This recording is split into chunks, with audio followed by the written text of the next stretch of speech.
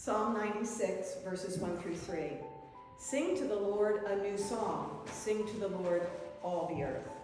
Sing to the Lord, praise his name, proclaim his salvation day after day. Declare his glory among the nations, his marvelous deeds among all people. What does this mean?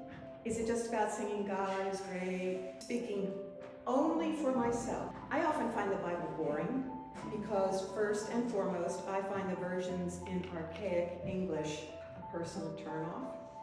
Second, it can be uber flowery and I want to get to the point, even though I love poetry. I do recognize that parables were teaching tools in biblical times, as they are today. Parts of the Bible seem to want us to look outside ourselves and praise something or someone external. This is why we have metaphysical decoding software encoded in us, if we choose to use it. For metaphysicians, that which is God is not external.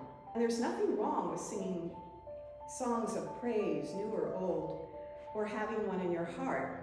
If it creates peace, then it's perfect, the perfect vibration. However, this is not what this verse is about, metaphysically, at least to me.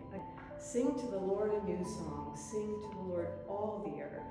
Sing to the Lord, praise his name, proclaim his salvation day after day. Declare his glory among the nations, his marvelous deeds among all peoples. Consider these questions.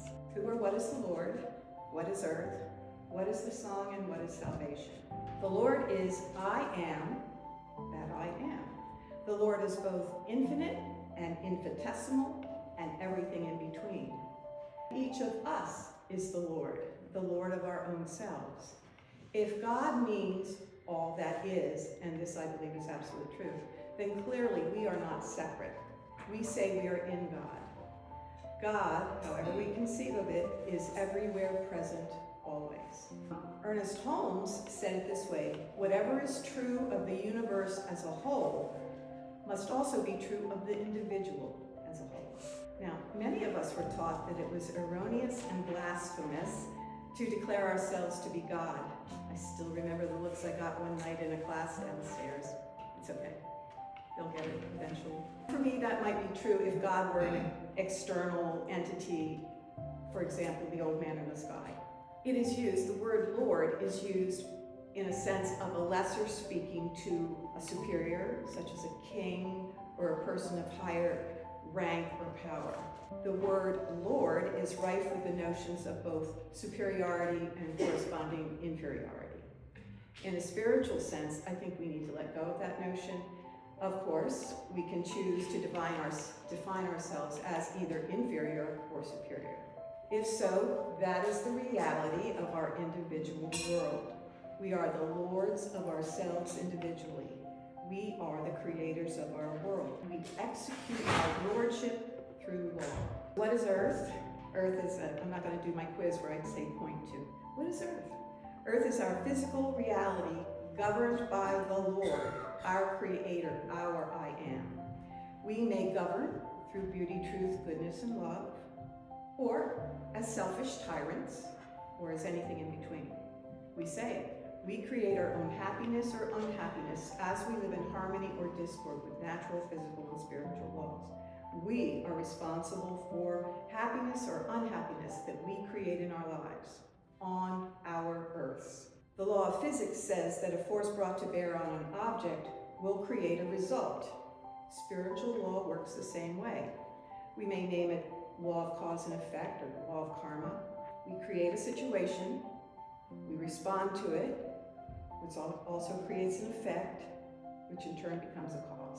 We control our earth by what we consume, physically, emotionally, and mentally, by what we think and what we say.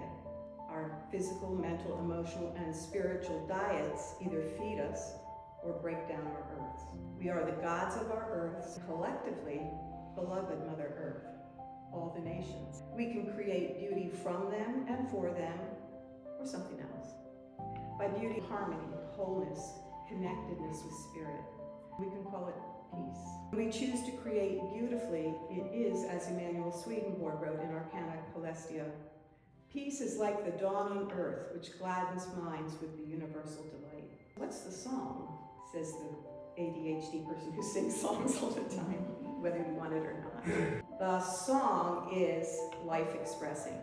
If our song is whining and moaning about health, finances, relationships, people will probably not stay for a curtain call. I do not think we mind if somebody needs to complain a bit. But when it is the song of draining to us as listeners, it must be draining for the singer too. Somehow or other, expressing life that way has become a habit.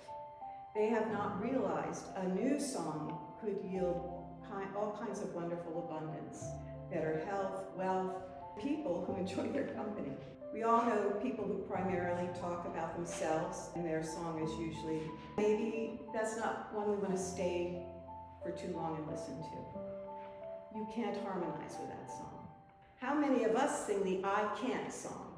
As lords of our own earths, we often make that song our national anthem. Then we can't. Laws obey what we declare because we are the lords of our earth.